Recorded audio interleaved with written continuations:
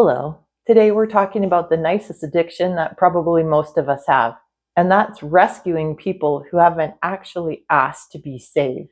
You know who you are. You're the one who says, "Sure, I can do that," when inside you're really saying, "No." You feel personally responsible for anyone who's having a feeling within a 3-mile radius. And you haven't eaten a hot meal in the last 15 years because the second you sit down to eat something, somebody needs a fork, some ketchup, or maybe the story of how babies are made. You reheat your plate 3 times and then finally eat it over the sink so that everyone else can keep sitting. We just don't wait to be asked.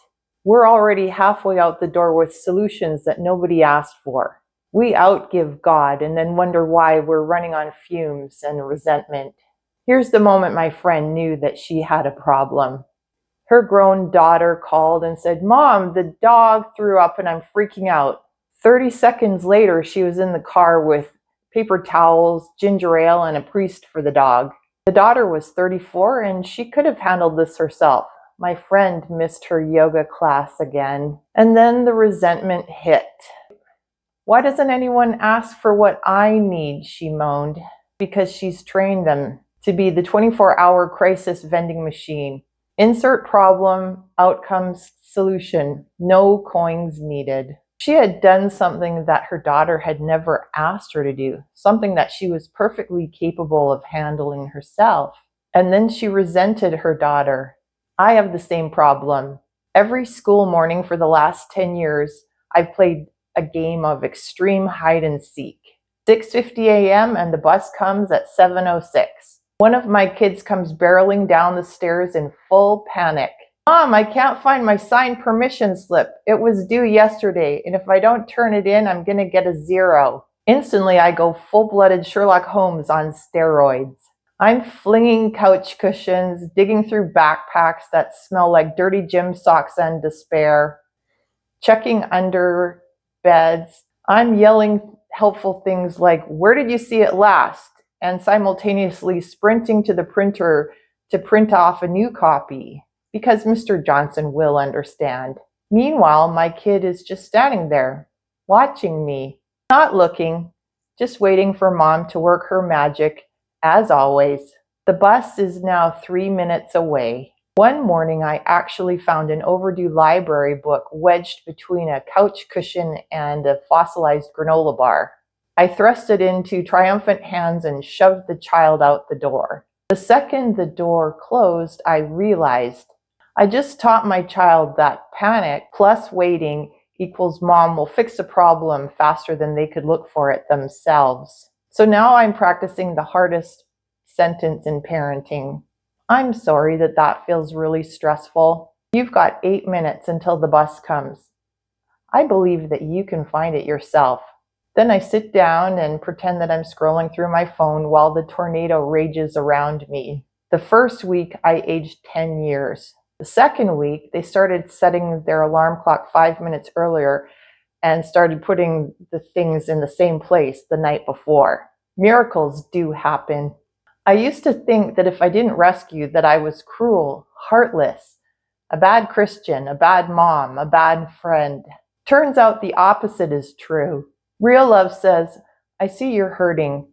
I'm right here. What can I do to help?" Rescuing says, "Step aside, helpless peasant. Super Elaine is here." Every unasked for rescue quietly says, "Sweetheart, I'm here because I don't think that you can handle it yourself." And nobody, child, spouse, friend, wants to be told that they're not capable. They didn't want to be made small, and we didn't mean to make them feel small either, but we both felt it when it happened. The truth that nobody says out loud, unless somebody is a toddler, unconscious, or on fire, they can handle way more than we give them credit for. And we can handle saying no without the world ending. So here's your official Sage After 50 permission slip. You're allowed to let other people experience their own consequences. You're allowed to not fix feelings that aren't yours to fix. You're allowed to ask, "What do you need from me?" and then decide what you can and can't reasonably do. You're allowed to have needs of your own and voice them out loud. You're allowed to disappoint someone, especially if rescuing them is going to cause more harm than good. Boundaries are not selfish, they are the loving thing. They say, I trust you to be responsible for your life, and I'll be responsible for mine. Jesus himself modeled this. He healed the crowds, but then he also slipped away to quiet places to pray. He fed the 5,000 and then got in a boat and left before they could crown him king. Even on the cross, he drew a boundary. He took care of his mother's future, but he didn't come down to prove a point or stop the pain of those watching. In the Bible, in Galatians 6:5, it says, "For each one shall bear his own load." Each of us has our own backpack, our own thoughts, feelings, choices, and consequences. Healthy love helps carry a corner when someone stumbles. Rescuing rips the whole backpack off of their back and then carries it until we collapse. When I started practicing small, gentle no's and honest, here's what I can actually do conversations, nothing terrible happened. People figured things out. Sometimes they miraculously pulled off the unexpected. In conclusion, put on your own oxygen mask first. The people that you love, they're tougher than you think.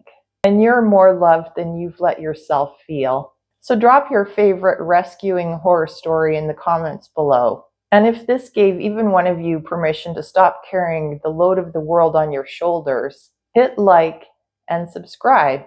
You don't have to earn your right to take up space. You already belong here, oxygen and all. Thanks for coming by, and we'll see you in the next one. Bye-bye.